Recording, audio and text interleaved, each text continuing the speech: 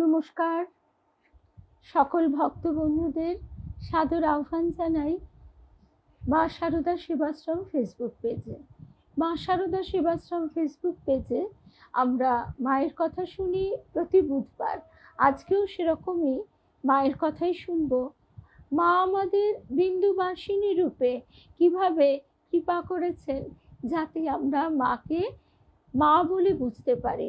একেবারে ঘরের মা, দেবী রূপে নয়, মাকে আমরা মানবী রূপে পেয়েছি, কিন্তু সেই মানবী সত্তার মধ্যে ওতপ্রোতভাবে তার স্বরূপ জড়িয়ে আছে।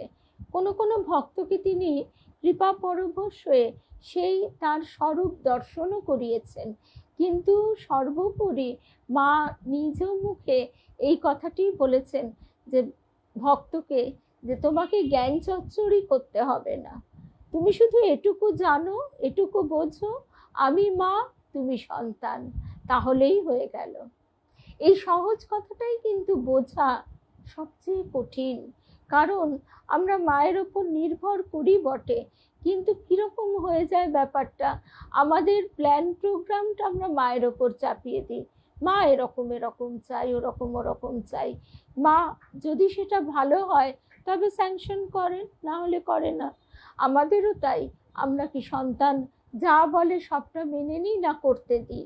ঠিক সেই রকমই মায়ের ওপর মা বলে পূর্ণ নির্ভরতা যদি আসে, তাহলে কিন্তু কোনো ভয় ভাবনা, দুশ্চিন্তা, একাকিত্ব, হতাশা, যেগুলো কিনা আজকের দিনে মুখে মুখে ফেরে, সবার ঘরে একই সমস্যা, সেগুলি থেকে মুক্তি পাওয়া যায়।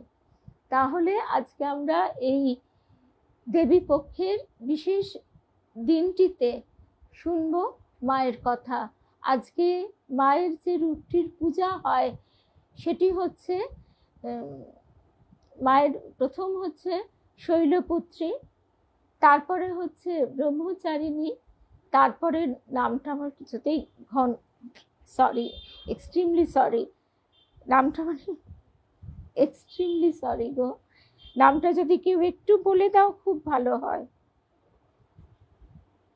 মায়ের যে নবদুর্গা রূপটি, মায়ের আজকের রূপটি যে চন্দ্রঘণ্টা, মায়ের এই চন্দ্রঘণ্টা রূপের মাহাত্ম্য হচ্ছে, সাধক যখন ঈশ্বরীয় পথে যায় তখন তার কর্ণে অনেক রকম সূক্ষ্ম ধ্বনি, ওঙ্কার, ঘণ্টার ধ্বনি ইত্যাদি প্রবেশ করে, দূর শ্রবণ ঘটে। আমাদের দুর্গাপুরী দেবী দুর্গা মা, তিনি যখন হিমাচল ইত্যাদি দর্শনে গেছেন, সেখানে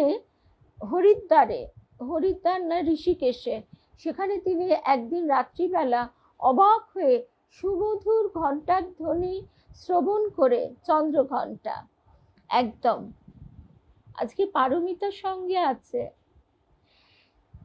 তো একদম আমারও মনে পড়ে গেছে গো।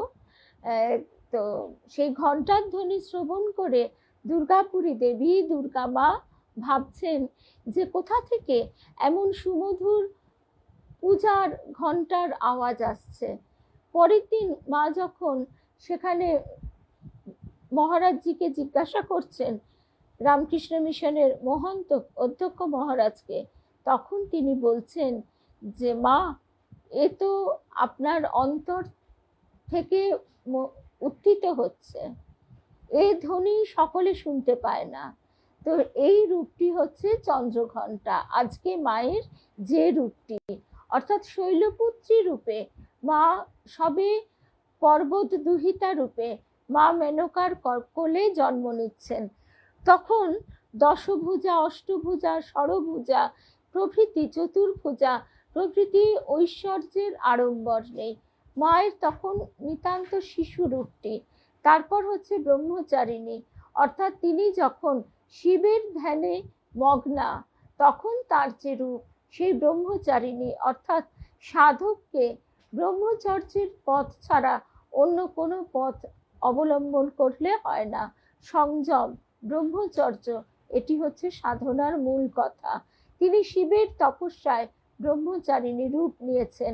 যখন সেই তপস্যা সিদ্ধি লাভের পথে, তখন তার রূপ হচ্ছে অনিন্দ সুন্দর, চন্দ্রঘণ্টা রূপে তিনি তখন অবতীর্ণা। তখন তার জটার উপর সুন্দর চন্দ্রকলা দেখা যাচ্ছে। শুভ সন্ধ্যা, সকল ভক্ত বন্ধুদের শুভ সন্ধ্যা জানাই। রূপা, দুই রূপাকেই পরপর দেখতে পাচ্ছি, রূপা চক্রবর্তী, রূপা ভট্টাচার্য। লক্ষ্মী, রিমা, পারমিতা আজকে আছে, ভাবতেই পারিনি। মধুমিতা, নন্দিনী, অনেক দিন পর। তারপর সংযুক্তা, লক্ষ্মী সাহা, রিমাকে তো আগেই দেখেছি, বিলাসপুরের দিদি শুভ্রা, অমিতা, শুভ সন্ধ্যা। সকল ভক্ত বন্ধুদের শুভ সন্ধ্যা জানিয়ে তাহলে আমরা শুরু করছি মায়ের কথা। এটাই আশ্চর্য যে স্বয়ং মা কিরকম অদ্ভুত ছদ্মবেশে আমাদের কাছে এসে ধরা দিয়েছেন। আমরা সংসারে, পরিবারে একটা দুটো ঝামেলা হলেই বিরক্ত হয়ে যাই, অথচ মায়ের চারিদিকে কত রকমের ঝঞ্ঝাট, কিন্তু তবু মা প্রসন্না। এই যে প্রসন্নতা, এটি মায়ের একটি পরম গুণ। ক্ষমা, সহিষ্ণুতা, প্রসন্নতা তিনি কৃপা না করলে লাভ করা যায় না। শত থাকলেও মানুষ কত অভিযোগ করে, অভিযোগের সীমা পরিসীমা নেই। তাই তার কৃপায় সবাই যেন আমরা প্রসন্নতা লাভ করতে পারি। এখানে প্রথমেই আমরা তাই দেখছি ঠাকুরের কথা। ঠাকুরের কথায় মায়ের রূপের বর্ণনা পাচ্ছি। মা কেমন? মা আদ্যাশক্তি রূপিণী। সেই আদ্যাশক্তি মহামায়াকে ঠাকুর কৃপা করে বিন্দুবাসিনী রূপে প্রতিষ্ঠা করেছেন আমাদেরই জন্য। ঠাকুর মায়ের শ্রীচরণে, শ্রী গুরুদেবের শ্রীচরণে সাষ্টাঙ্গ প্রণাম নিবেদন করে সকল ভক্ত বন্ধুদের শুভেচ্ছা জানিয়ে শুরু করছি আজকের কথা, মায়ের কথা। শুভ সন্ধ্যা, শতাক্ষী অনেক দিন পর, স্বপ্নাদি, লক্ষ্মী, শুভ সন্ধ্যা। ঠাকুর তাই বলছেন তার কৃপা পেতে গেলে আদ্যাশক্তি রূপিণী তাকে প্রসন্ন করতে হয়। তিনি মহামায়া, জগৎকে মুগ্ধ করে সৃষ্টি স্থিতি প্রলয় করছেন। তিনি অজ্ঞান করে রেখে দিয়েছেন। সেই মহামায়া দ্বার ছেড়ে দিলে তবেই অন্দরে যাওয়া যায়। বাহিরে পড়ে থাকলে বাহিরের জিনিসই কেবল দেখা যায়। সেই নিত্য সচ্চিদানন্দ পুরুষকে জানতে পারা যায় না। পুরাণে কথা আছে, চণ্ডীতে মধুকৈটভ বধের সময় ব্রহ্মাদি দেবতারা মহামায়ার স্তব করেছেন। জগতের মূলাধার শক্তি, সেই আদ্যা শক্তির ভিতরে বিদ্যা ও অবিদ্যা দুই আছে। তো মা আমাদের সেই অবিদ্যা দূর করে যেন বিদ্যা শক্তি প্রদান করেন। এবার মহামায়া জগৎকে তো অবিদ্যা শক্তিতে ছলনা করে রেখেছেন, যাতে না খেলা থেমে যায়। সেই জন্য মা এবার মা হয়ে এসেছেন, পরিপূর্ণ বিদ্যা শক্তির প্রকাশ।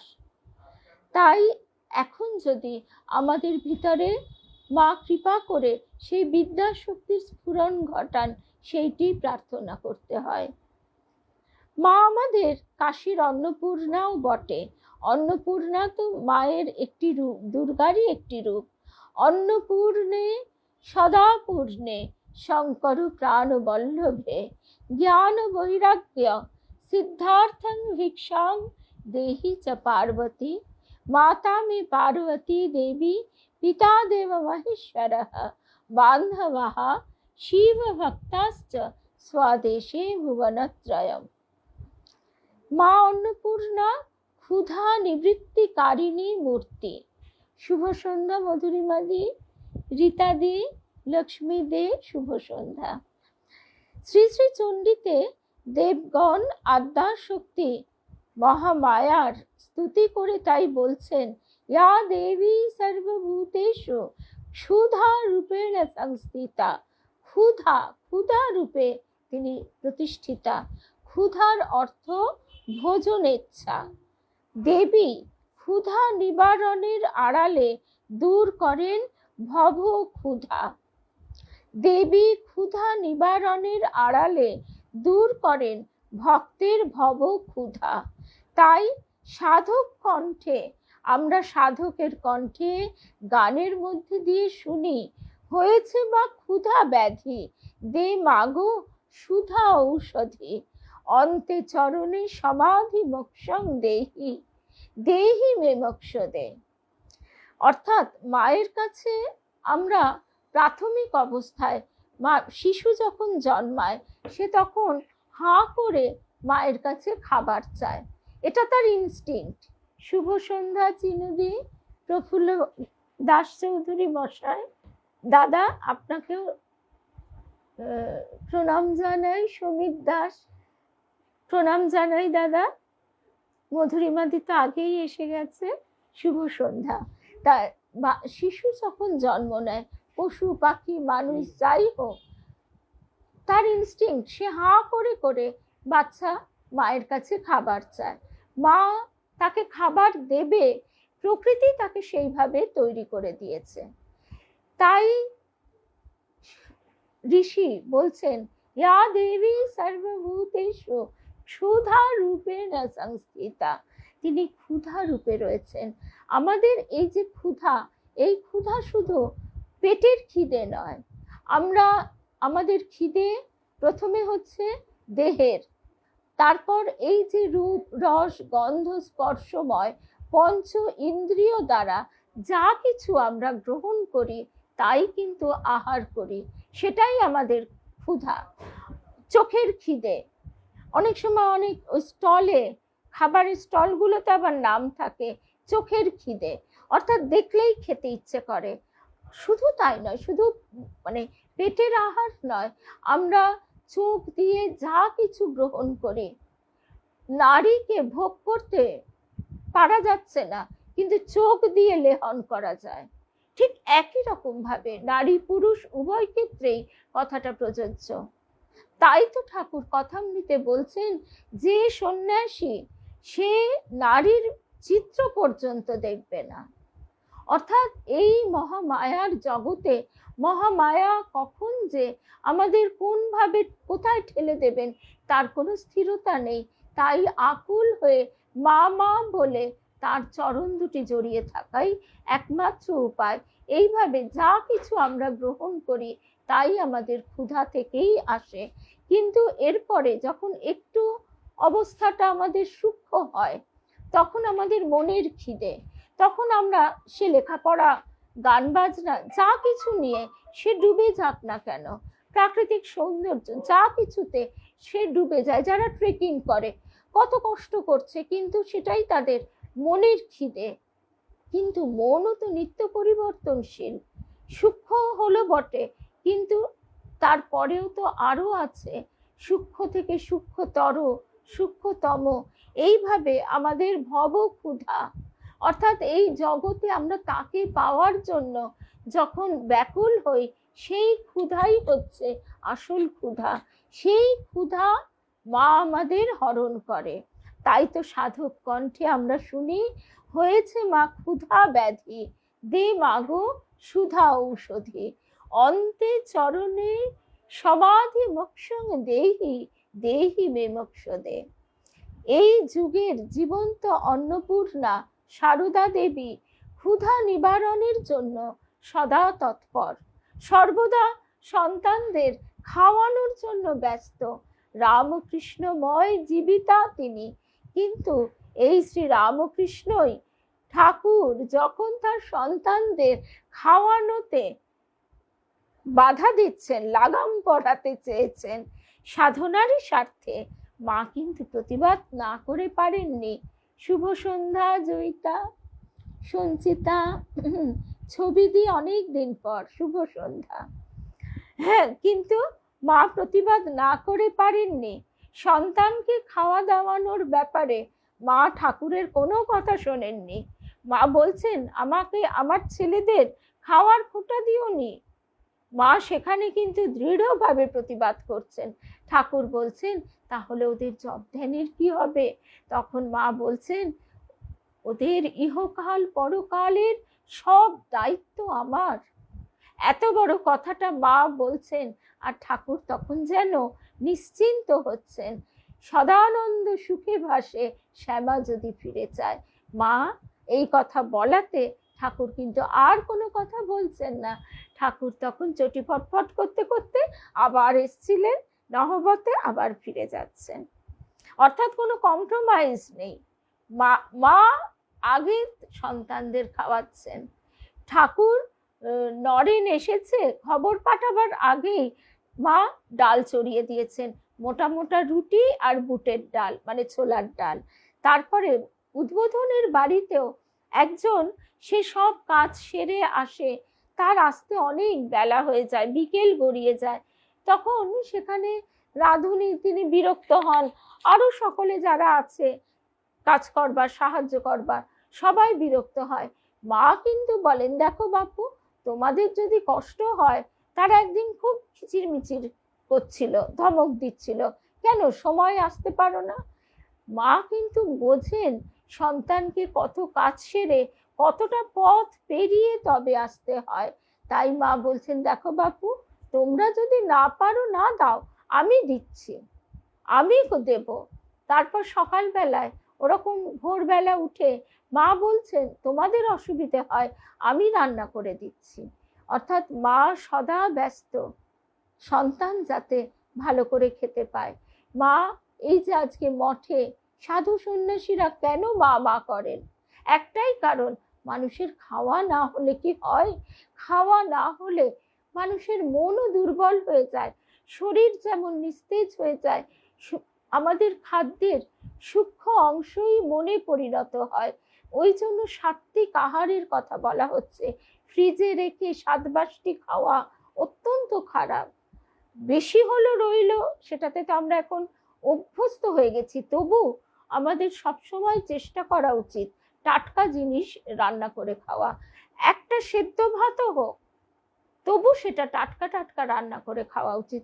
2 দিন 3 দিন ধরে রান্না করে রেখে দেওয়াটা খুব ব্যাড প্র্যাকটিস। তারপরে সাত্বিক আহার মানে এই নয় যে সব সময় সেটা নিরামিষ হতে হবে। ঠাকুর বলছেন, একাদশীতে কি লুচি ছক্কা খেয়ে একাদশী মানছি, এদিকে চিন্তা করছি সারাদিন কি রান্না করব, কত ব্যঞ্জন আদি তৈরি হবে। একটা মাছের ঝোল ভাতও সাত্বিক আহার হতে পারে। মাছ খাওয়া কি মাংস খাওয়াও নিষিদ্ধ নয়, যদি সেটা অতি পরিমিত হয় দেহের প্রয়োজনে। তারপরে আস্তে আস্তে কি হয়, মনের ভাবের পরিবর্তনের সঙ্গে সঙ্গে আহারের ইচ্ছাটাও বদলে যায়। যে আমিষ খায় তার মানে এই নয় যে তাকে এত এত বিরিয়ানি খেতে হবে। তা এইটাই প্রথমে কিন্তু এই দেহের ক্ষুধা, মনের ক্ষুধা, তারপর সেই ক্ষুধাই ভব ক্ষুধায় রূপান্তরিত হয়। স্বামী বিরজানন্দজি মহারাজ বলছেন যে মা নানা ব্যঞ্জনাদি নিজের হাতে 2 বেলা রান্না করতে ব্যস্ত থাকতেন ও বসে বসে খাওয়াতেন, খাওয়ার জন্য পিড়াপিড়ি করে পাতে দেওয়াতেন। অমন অমৃতের মতো রান্না জীবনে খাই নাই। রাঁধুনি কখনো কোনো সন্তানের খাওয়া দিতে চাইলে, রান্না করে দিতে বিরক্ত বোধ করলে মা কিন্তু অসন্তুষ্ট হয়েছেন। মায়ের হাতের বাড়া ভাত তরকারি প্রায় দ্বিগুণ খেয়ে ফেলতাম। বিরজানন্দজি মহারাজ বলছেন, সে রান্না কি যে সুস্বাদু ও মিষ্ট লাগতো তা বলা যায় না, যেন স্বর্গীয় কিছু এখনো যেন মুখে লেগে আছে। মায়ের সন্তানেরা এখনো যখন বসে প্রসাদ পান জয়রাম বাটিতে, আর মায়ের সেই পা ছড়ানো ছবিটা দেখতে পাই আমরা, তখন সকলেরই মনে হয়, এটা প্রত্যেকের, যেন মা সেই স্নেহ মধুর কণ্ঠে বলছেন, খাও বাবা, পেট ভরে খাও। এটা আমাদের সকলেরই অনুভূতি। একদিন এক ব্যক্তি মাকে দেখবার জন্য এসেছেন। কথাবার্তায় মনে হলো লোকটি বিকৃত মস্তিষ্ক। শুভ সন্ধ্যা সুমনা। কথাবার্তায় মনে হলো লোকটি বিকৃত মস্তিষ্ক। তিনি বললেন, মা ঠাকুরানী তো অন্নপূর্ণা, তার কাছে সব আছে, সব আছে, তিনি ইচ্ছা করলেই সব দিতে পারেন। ক্রমান্বয়ে 3 দিন তিনি যাতায়াত করলেন, কিন্তু সেবকগণ তাকে মায়ের সঙ্গে দেখা করতে দিলেন না। অবশেষে তিনি নিরুপায় হয়ে মায়ের বাসস্থানের সামনে রাস্তায় পায়চারি করতে লাগলেন এবং স্পষ্টভাবে জানিয়ে দিলেন মায়ের সঙ্গে সাক্ষাৎ না করে তিনি কিছুতেই যাবেন না।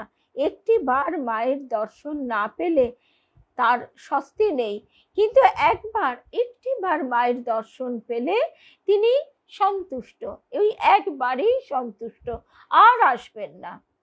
মা দেখা দিলেন। সত্যি সেই বিকৃত মস্তিষ্ক মনে হয়েছিল যাকে, সে কিন্তু আর এসে বিরক্ত করেনি। একদিন মা গঙ্গা স্নানে যাচ্ছেন, হঠাৎ সেই ব্যক্তি ছুটে এসে মায়ের চরণ যুগল জড়িয়ে ধরে বলছেন, মা গো মা, তুমি অন্নপূর্ণা, মহেশ্বরীর ভিক্ষার ঝুলি পূর্ণ করে দিয়েছ, আর আমি কাঙাল, আমায় তুমি পূর্ণ করে দাও মা। এই বলে তিনি বলছেন, পূর্ণমাদাঃ পূর্ণমিদং পূর্ণাৎ পূর্ণমুদচ্যতে পূর্ণস্য পূর্ণমাদায় পূর্ণমেবাশিষ্যতে। তার আচরণে মা বুঝলেন, মা বিস্মিত হলেন যে লোকটি বিদ্বান। মাতৃহৃদয়ে করুণার প্রবাহ বয়ে গেল, ধারা বয়ে গেল। তার মস্তকে হাত রেখে মা জপ করে বললেন, বাবা এবার ওঠো বাবা, তোমার হয়ে গেছে, এখন তুমি যেখানে যাবে জয়ী হবে, কোনো ভাবনা নেই তোমার। তার মনস্কামনা পূর্ণ হয়েছে। অন্নপূর্ণা মাতার চরণে ভুলুণ্ঠিত প্রণাম করে তিনি চলে গেলেন। সেই যে গেলেন, আর কিন্তু দেখা যায়নি। প্রথমবার তিনি চলে গেলেও তিনি বিরক্ত করেননি। হঠাৎ তিনি একাকী মাকে দেখতে পেয়ে ধরেছিলেন। এই স্মৃতিচারণটি করছেন আমাদের দুর্গাপুরী দেবী দুর্গা মা। দুর্গা মা যিনি রাধির সঙ্গে ছোট্ট থেকে বড় হয়েছেন এবং মায়ের খুব খুব সান্নিধ্য পেয়েছেন। আসলে আজকে আরেকটি গল্প বলবো, প্রথম থেকেই বের করে রেখেছিলাম।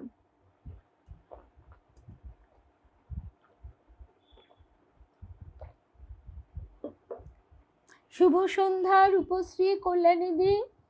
কল্যাণীদি তোমাকে ফোন করেছিলাম, তুমি ফোনটা ধরো বা রিং ব্যাক করো আমাকে পাঠের পর, কারণ লিপিকার খুব শরীর খারাপ।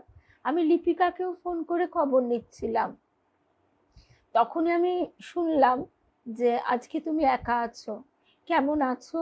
নিশ্চয়ই মায়ের কাছে আছো, সেটা মনে প্রাণে তুমি বিশ্বাস করো বলে আজকে তুমি উত্তীর্ণ হয়ে যাচ্ছ। ভয় পাবে না তো বটেই, সে আমি তোমায় আর কি শেখাবো, কি বলবো, তুমি তো নিজেই সেটা করে দেখিয়ে দিচ্ছ আমাদের সামনে। এটা মস্ত বড় একটা মানে উদাহরণও বটে যে একা বাড়িতে থাকাটা সত্যিই খুব কষ্টকর। সেটা যদি সে একা মনে করে নিজেকে, ঠাকুর মা সঙ্গে সব সময় আছেন, আর শ্রী গুরু তো আছেনই। রূপশ্রী, শুভ সন্ধ্যা। আজকে আমাদের কথা ছিল রূপশ্রীর বাড়িতে পাঠচক্র, মানে অনুষ্ঠান, পাঠ, গান। তা যাই হোক, এখন যে পরিস্থিতি, সকলের জন্য আমাদের প্রার্থনা। আর মায়ের কথা আমরা ঘরে বসেই শুনবো, অন্তরে বাহিরে মাকে স্মরণ মনন করব। রুমাদি, শুভ সন্ধ্যা। তা এখানে এই যে গল্পটি আমরা শুনবো, তার আগে মায়ের আরেকটি কথা শুনে নিই, তারপরে গল্পটি দিয়ে শেষ করব। শিব ও শক্তির অভিন্নত্ব বিষয়ে আমরা শ্রী শ্রী ঠাকুর ও শ্রী শ্রী মায়ের অভিন্ন ভাব নিয়ে ঠাকুর মায়ের শ্রীমুখেই শুনেছি। ঠাকুরও বলেছেন, ঠাকুর মা অভেদ মাও বলেছেন। একটা ঘটনা শুনবো আমরা এখন। ঘটনাটি হয়তো আমরা সবাই জানি, তবু জানা কথা বারবার শুনতে ভালো লাগে, কারণ ওই এর মাধুর্য এমনই, যত আস্বাদন করা যায় ততই যেন আরো আস্বাদনের ইচ্ছা বৃদ্ধি পায়। স্থূল ভোগে ক্লান্তি আসে। স্থূল ভোগ আমরা যতই করি না কেন, ভোগ করতে করতে একসময় ক্লান্তি এসে যায়।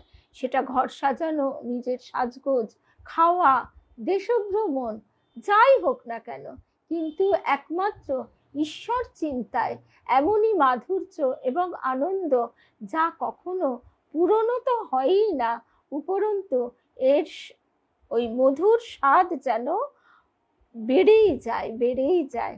একদম রূপশ্রী। তা অসীমের মা ঠাকুরকে বিশ্বনাথ রূপে অর্থাৎ শিব রূপে মানতেন, কিন্তু শুভ সন্ধ্যা নিবেদিতা, কিন্তু মায়ের দৈবী সত্তাটি তার ধারণায় আসতো না। আর আসবেই বা কি করে? ঠাকুর তবু দেবাঙ্গনে থাকেন, তিনি তার ভাব সমাধি ধরে রাখতে পারেন না, বারে বারে তার সেই ঐশ্বরীয় ভাব প্রকাশিত হয়ে পড়ে। আর ভক্তেরা এসে তাকে সর্বদা পূজা করছে, তার চারপাশে ঘিরে আছে, কিন্তু মাকে তারা জানেই না, দেখেইনি। সেই অবগুণ্ঠনবতী মাকে কি করে বুঝবে? মা যদি না চেনান, না বোঝান।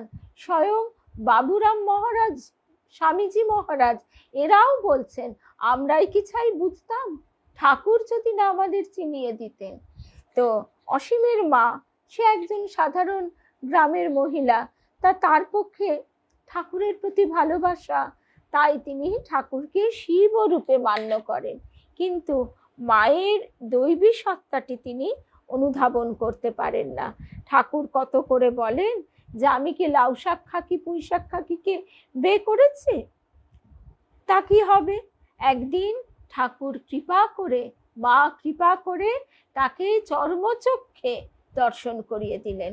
পঞ্চবটিতে একদিন চর্মচক্ষে অসীমের মা দেখেন ঠাকুর বটমূলে বসে আছেন, অসংখ্য নাগ তার মাথায় কোলে, একটি বিশাল নাগ ফনা বিস্তার করে ঠাকুরের মাথায় ছত্র ধরে বসে আছে।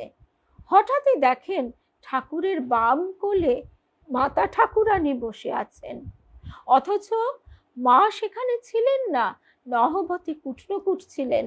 অসীমের মায়ের সঙ্গে লক্ষ্মী দিদিও ছিলেন, তিনিও সেই রূপ দর্শন করেন। সন্দেহ ভঞ্জন করতে, চর্মচক্ষে দেখছেন তারা, সন্দেহ ভঞ্জন করতে লক্ষ্মী দিদি তক্ষুনি নহবতে আসেন এবং দেখেন মা সেখানে যথারীতি বসে বসে কুটনো কুটছেন।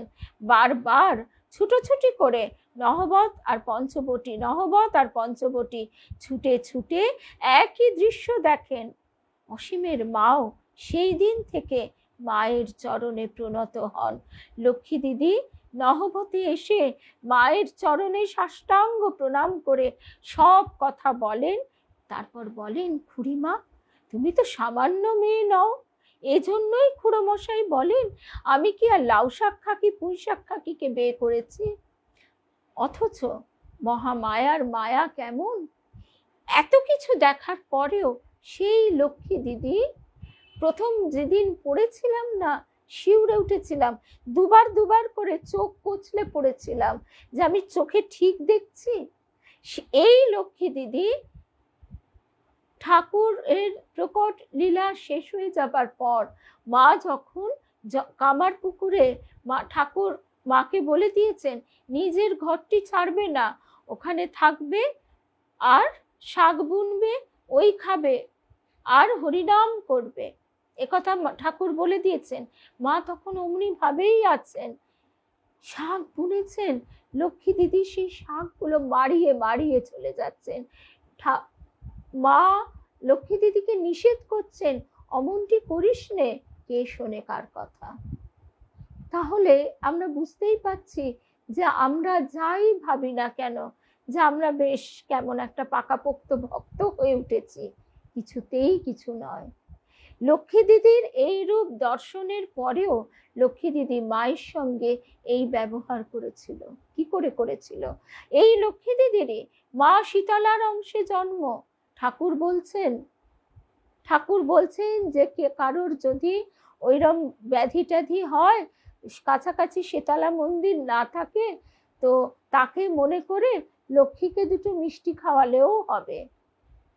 এত কিছুর পরেও লক্ষ্মী দিদি সেই শাকের উপর মারিয়ে মারিয়ে আবার বৃষ্টি এসে গেল, আবার ঝমঝমিয়ে বৃষ্টি এসে গেল।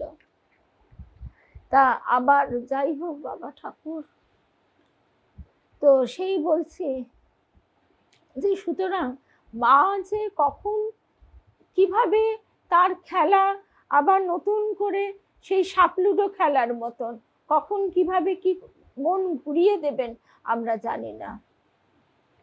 আর যে গল্পটি শুনে এবার আমরা শেষ করব, সেই গল্পটি আর মধুরিমাদি আছে, মধুরিমাদিরও খুব ভালো লাগবে। তার আগে আরেকটি ঘটনা শুনব।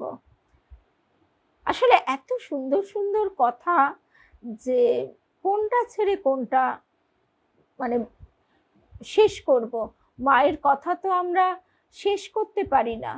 মহাদেব কামদেবকে ভস্ম করেছিলেন, আর ছিন্নমস্তা দেবীর পদতলে সৃষ্টির প্রতীক কামদেব ও রতি, নিঃশঙ্কা দেবী কাম রতিকে পদতলে সংযত করে সৃষ্টি বিস্তার করেছেন, কিন্তু নিজে তিনি অকামহতা। নিঃশঙ্কা দেবী কাম রতিকে মানে যারা এই নারী পুরুষের মধ্যে আকর্ষণ সৃষ্টি করে, এটাকেই আমরা প্রেম বলে ভুল করি। ঠাকুর বলছেন না, এই যে তোমরা প্যাম প্যাম করো, প্রেমের বোঝোটা কি? তো এইটি হচ্ছে আকর্ষণ, মোহ, মায়া। এই আকর্ষণটি আছে বলেই পুরুষ নারীর প্রতি আকৃষ্ট হয়, নারী পুরুষের প্রতি আকৃষ্ট হয়। প্রথম ওই যে আমরা আজকে স্থূল সূক্ষ্মতর বলছিলাম, সেইখানেই আছে প্রথমে স্থূল দৈহিক আকর্ষণ, তারপর হয়তো একটা সময় দৈহিক আকর্ষণ কেটে যায়, তখন হয় মানসিক বৌদ্ধিক আকর্ষণ, সেটাও চলে যায়, কোনো কিছুই থাকে না। তখনই সে প্রেমের রঙে রাঙিত হয়, রাঙা হয়। তখন সে বোঝে যে একমাত্র কৃষ্ণই হচ্ছে পুরুষ, আর সবই প্রকৃতির অংশ। এই আকর্ষণটি হচ্ছে খেলাটা যাতে চলতে থাকে সেই কারণে। তাই জন্য ঠাকুরের এই এক একটি ছোট্ট ছোট্ট কথার কতটা গভীরতা, বাৎসল্য থেকে তাচ্ছল্য। অর্থাৎ কিনা আমরা যদি মানে ওই বাৎসল্য জ্ঞানেও কারোর প্রতি আকর্ষণ বোধ করি, সেটাও কিন্তু ঠাকুর বলছেন তাকেও বিশ্বাস নেই, তাকেও বিশ্বাস করো না। অর্থাৎ সংযম। আজকে আমরা চন্দ্রঘণ্টা দেবীর আরাধনায় রত। গতকাল ছিল যে তিথিটি, সেই তিথি ব্রহ্মচারিণী। ব্রহ্মচর্য যথাযথভাবে পালন করলে তবেই সাধক সাধনার পথে অগ্রসর হতে পারে, নচেত না, একদমই না। একটা মস্ত বড় না সেখানে দাঁড়িয়ে যায়। তা পবিত্রতা স্বরূপিণী শ্রী রামকৃষ্ণ কামজয়ী মহাদেব আর শ্রী শ্রী মা পবিত্রতা স্বরূপিণী উমা। চন্দ্রেও কলঙ্ক আছে, কিন্তু শ্রী মা অকলঙ্ক শশীমুখী। লজ্জাবগুণ্ঠনবতী শ্রী শারদা সমস্ত ভক্তগণকে সন্তানবৎ দেখতেন। ঠাকুরকেও যে তিনি সন্তান দৃষ্টিতে দেখতেন, সে কথা পূর্বেই বলেছি। ঠাকুর তার পবিত্রতা সম্বন্ধে বলতে গিয়ে বলছেন, ও যদি এত ভালো না হতো, মানে শ্রী শ্রী মা, ও যদি এত ভালো না হতো, আত্মহারা হয়ে তখন আমাকে আক্রমণ করত, তাহলে সংযমের বাঁধ ভেঙে দেহ বুদ্ধি আসতো কিনা কে বলতে পারে। ভাবা যায় না। মথুর বাবু তাকে একেবারে মানে পুঙ্খানুপুঙ্খভাবে পরীক্ষা করেছিলেন যে শ্রী রামকৃষ্ণের মধ্যে কোনো ত্রুটি আছে কিনা। না, ঠাকুর মাকে বলছেন, দেখো সবই আছে, লোকে যা কথা বলে ও সব কথা শুনোনি, সব মাকে দিয়ে দিয়েছি। অর্থাৎ ঠাকুর মা তাদের থেকেই এই জগৎ সৃষ্টি। তারা কি দেহ থেকে জগৎ সৃষ্টি করবেন? তা নয়। তাই তো স্বামীজি যে কথা বলতে পারেন, আমরা সে কথা বুঝতেই তো পারবো না। স্বামীজি বলছেন, এক একটি কৃপা কটাক্ষে শত শত নরেনের উদ্ভব হয়, কিন্তু এমন মা এই একটিই আছে। এসব কথা আমরা আজকে তার কৃপায় শুনছি, বিশ্বাস করছি। ছোট ছোট মেয়েরা, ছেলেরা শুনছে। আমাদের ছোটবেলায় তো এত প্রচার প্রকাশ ছিল না, ওই একটু একটু শুনতাম, কিন্তু গুরুদেব কৃপা করে একটাই মানে ভেতরে ঢুকিয়ে দিয়েছিলেন, শ্রীরামকৃষ্ণ। তিনি তোমার পরম বন্ধু। বন্ধুর কাছে সব বলা যায়, তোমার মনের ওঠা পড়া, মনের সংকীর্ণতা, সব তুমি তার কাছে বলো। তিনি তোমাকে হাত ধরে এগিয়ে নিয়ে যাবেন আর গুরু রূপে প্রাপ্তি ঘটাবেন। ঠাকুর তারপর বলছেন, সরি সেটা তো হ্যাঁ, ওটা তো আমরা শুনলামই ঠাকুরের কথাটা, যে তাহলে সংযমের বাঁধ ভেঙে দেহ বুদ্ধি আস্ত কিনা কে বলতে পারে। ঠাকুরের কথা বলছেন, মাকে সমস্ত ক্রেডিট দিচ্ছেন। ব্রহ্মাণ্ড মধ্যে, এরপরের কথাটা স্বামী গুণালয়ানন্দজি মহারাজের নিবন্ধ থেকে সংগ্রহ করা। এই কথাটি মানে কত গুরুত্বপূর্ণ। ব্রহ্মাণ্ড মধ্যে সর্বশ্রেষ্ঠ তত্ত্ব শিব তত্ত্ব। শিবের থেকেও দেবীর মাহাত্ম্য অধিক। ঠাকুরও সেই কথা জগতের কাছে এইভাবে প্রকাশ করলেন। ও রাগ করলে নিজেকে দেখিয়ে বলছেন, এর সব নষ্ট হয়ে যাবে। মায়ের কথা তো ফুরোবার নয়। আগামীকাল বৃহস্পতিবার আমাদের নিয়ম অনুযায়ী পাঠে আমরা শুনবো শ্রী শ্রী রামকৃষ্ণ লীলা প্রসঙ্গ অনুধ্যান, কিন্তু অবশ্যই তার সঙ্গে মায়ের কথাও শুনব।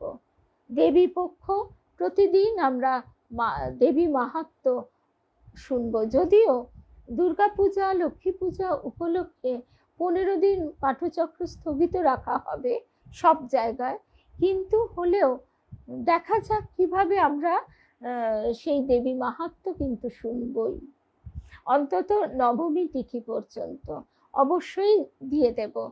আর লক্ষ্মী পুজোর দিনও শুনব। মা যে আমাদের কিভাবে প্রকাশিত হয়েছেন।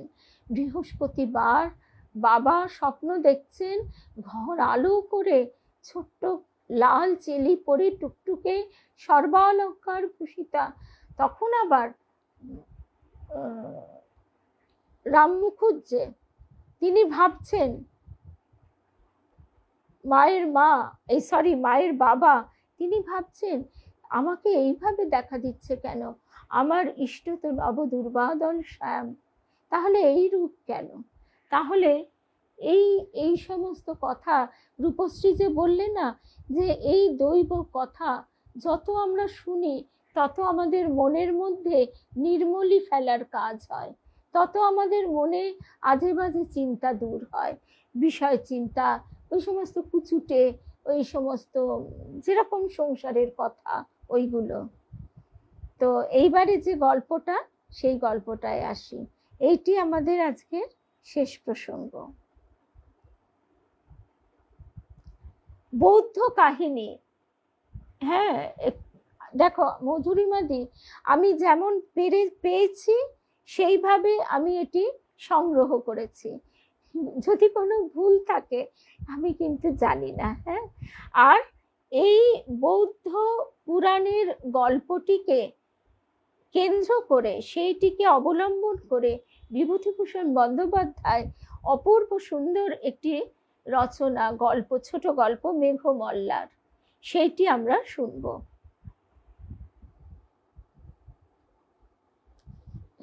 এই রে, তুমি যে বললে রিমা, আচ্ছা আমি তোমাকে কোনো না কোনো ভাবে পাঠাবো, দাঁড়াও।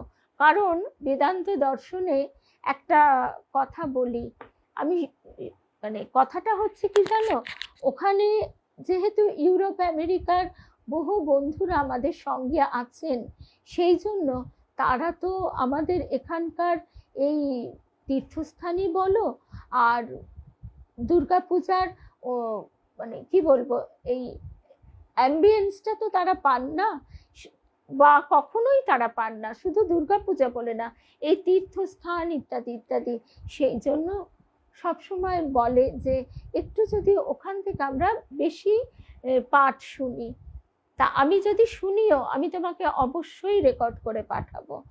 আর সর্বোপরি শোনো, এখন তো কোনো ব্যাপারই নেই, ইউটিউবে তো আমি আপলোড করি, তোমাকে পাঠিয়ে দেবো, কেমন? দেখি বন্ধু কি বলে। আর তারপরে আমরা চলে আসি তাহলে আজকের যে শেষ প্রসঙ্গটি। বৌদ্ধ কাহিনীটিতে বলা হচ্ছে প্রজ্ঞা পারমিতা মহাজানী বৌদ্ধদের জ্ঞানের দেবী তিনি। আমাদের যেমন সরস্বতী জ্ঞানের দেবী, সরস্বতীর আরেক রূপ প্রজ্ঞা পারমিতা। প্রজ্ঞা শব্দের অর্থ পারমার্থিক জ্ঞান এবং পারমিতা শব্দের অর্থ পরিপূর্ণতা। পুরাকালে একদা এক স্বার্থপর তান্ত্রিক তন্ত্র ক্রিয়া দ্বারা দেবী সরস্বতী বা প্রজ্ঞা পারমিতাকে মায়া পাশে আবদ্ধ করেছিল।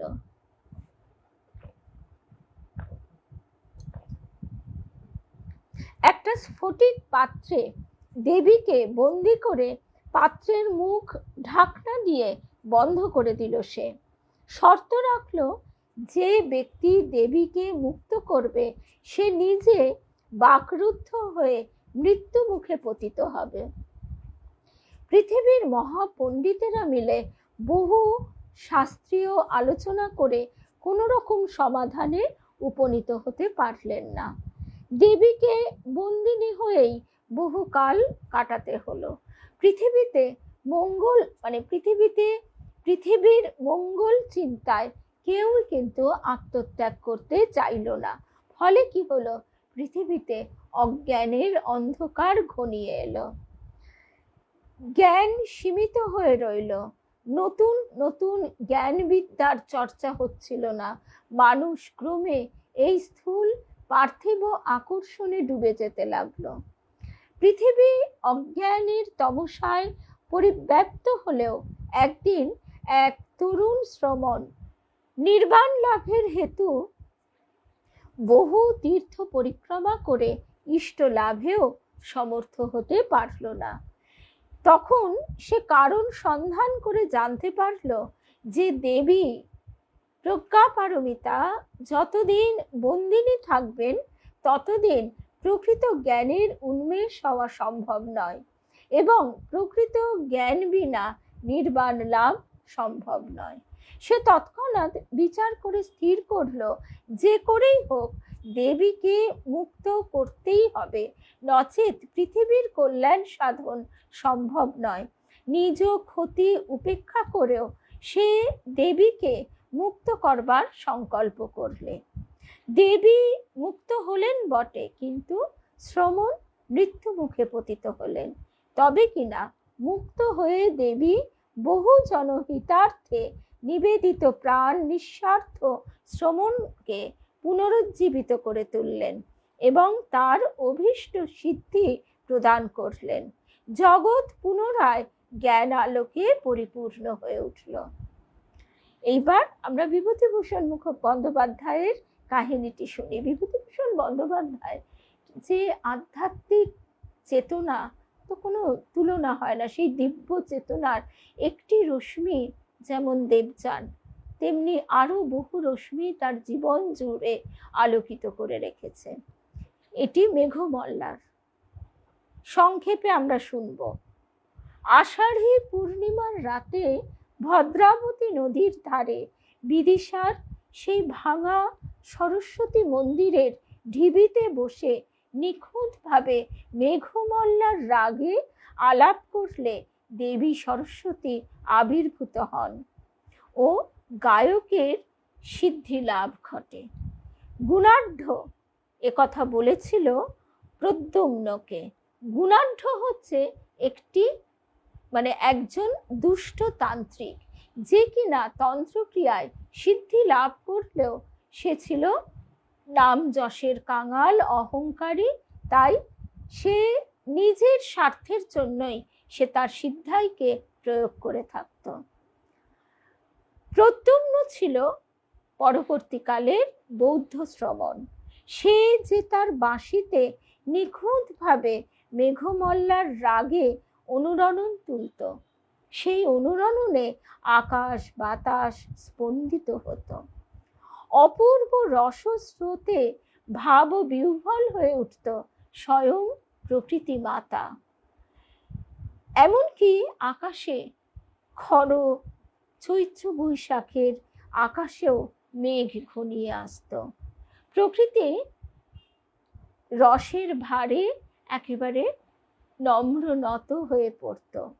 সেই বিশেষ দিনে নির্দিষ্ট ক্ষণে প্রদ্যুম্নের বাঁশির মায়ায় শত পূর্ণিমার আলোর মতো অপরূপ আলোর মণ্ডলে অনিন্দ্য সুন্দরী মহিমময়ী দেবী সরস্বতী আবির্ভূতা হয়েছিলেন পৃথিবীতে। ঘনিয়ে এসেছিল দুর্যোগ, গুণাঢ্যের বশীকরণে আবদ্ধা হয়েছিলেন দেবী সরস্বতী। জগৎ চরাচর তমসাবৃত হয়েছিল, বিদায় নিয়েছিল সাহিত্য, সঙ্গীত, কলা, সংস্কৃতি। ঘনিয়ে এসেছিল অপসংস্কৃতির করাল ছায়া।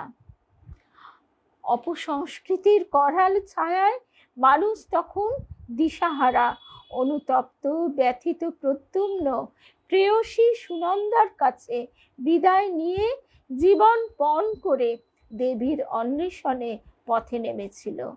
বহুকাল পরে এক গোধূলিতে ঘন বেদ বনে দেখা পেয়েছিল সেই দেবী মূর্তির, কিন্তু তার দেহ যেন মলিন, তার বস্ত্রও যেন মলিন। যিনি সকল স্মৃতি, সকল মহিমা হারিয়ে বশীকরণে আবদ্ধা এক সামান্য নারী মাত্র। বিবেক দংশনে জর্জরিত তরুণ প্রদ্যুম্নের সাথে যখন সাক্ষাৎ ঘটল, সেই পাপী গুণাঢ্যের অনন্ত নরকবাসের ভয়ে সে তখন পালিয়ে বেড়াচ্ছে। কিন্তু দেবীকে মুক্তি দিতে সে পারবে না, কারণ জগতের সমস্ত অভিশাপ সেই পাপী গুণাঢ্যের উপর বর্ষিত হয়েছে। সে কাজ করলে যে মুক্তিদাতাকে চিরপাষাণে পরিণত হতে হবে, সে মুক্তি তাই দেবার চেষ্টাই করতে ভয় পাচ্ছে। আত্মবিস্মৃতা দেবীর করুণ অসহায় মুখখানি মনে করে প্রদ্যুম্ন তখন সেই দায়িত্ব কাঁধে তুলে নিয়েছিল। চরাচর যে তমসাবৃত দেবীকে ছাড়া মনে পড়েছিল বইকি বারাণসীতে তার গর্ভধারিণী মায়ের কথা। মা অপেক্ষা করে পথ চেয়ে বসে আছে, চির প্রতীক্ষা মানা সুনন্দার কথা। কিন্তু গোধূলির আলোয় উদ্ভাসিত দেবীর মুখপদ্মের দিকে তাকিয়ে অন্তরের সকল ভক্তি উজাড় করে প্রণাম করেছিল প্রদ্যুম্ন। বিশ্বের পরম কল্যাণময়ীকে অন্যায় বাঁধন থেকে মুক্ত করতে দেবীর সর্বাঙ্গে ছিটিয়ে দিয়েছিল মন্ত্রপুত বাড়ি। সদ্য নিদ্রোত্থিতার মতো চমকে চেয়ে উঠেছিলেন দেবী। অপূর্ব স্নিগ্ধ হিল্লোল বয়ে গেছিল চরাচরে। জগৎ আবার দেবীর আরাধনায় নিজেকে সমৃদ্ধ করতে শুরু করেছিল। এই হচ্ছে মেঘমল্লার। তো আমরাও যেন, এটা তো গল্প বা পুরাণ, কিন্তু আমরাও ঠাকুরের এই মায়ের যে লীলা নাট্য, সেখানেও দেখি প্রতি ক্ষেত্রে যুগে যুগান্তরে শক্তি থেকেছে আড়ালে। শুধুমাত্র অবতার পুরুষের সঙ্গেই তার সম্পর্ক। মাকে কিন্তু ঠাকুর এবার এগিয়ে দিলেন। মাতৃরূপেণ সংস্থিতা, তিনি জগৎ যে মাকে চাইছে, জগৎ যে ব্যাকুল, তমসাবৃত অন্ধকারে পোকার মতো, কীটের মতো কিলবিল করছে, উদ্ধার করবার একমাত্র উপায় হচ্ছে মা। সেই মাকে সমস্ত দায়িত্ব দিলেন ঠাকুর। সেই মাকে যেন আমরা কখনো না ভুলি। সারদা চরণ দুটি ভুলো না, ভুলো না। জয় রাম কৃষ্ণ, জয় রাম কৃষ্ণ, জয় রাম কৃষ্ণ। আবার ভয়ও করে, মা যদি ভুলিয়ে দেন, মা যদি আবার নতুন খেলনা দিয়ে মনকে অন্যদিকে দিয়ে দেন, তাই মায়ের ওপরেই দায়িত্ব। কোল ছাড়া তুমি করো না আমারে। তাহলে মায়ের কাছে আমাদের দাবি, অধিকার, ঠাকুর তো বলেছেন আদায় করে নিতে হবে মায়ের কাছ থেকে। জয় রাম কৃষ্ণ, জয় মা।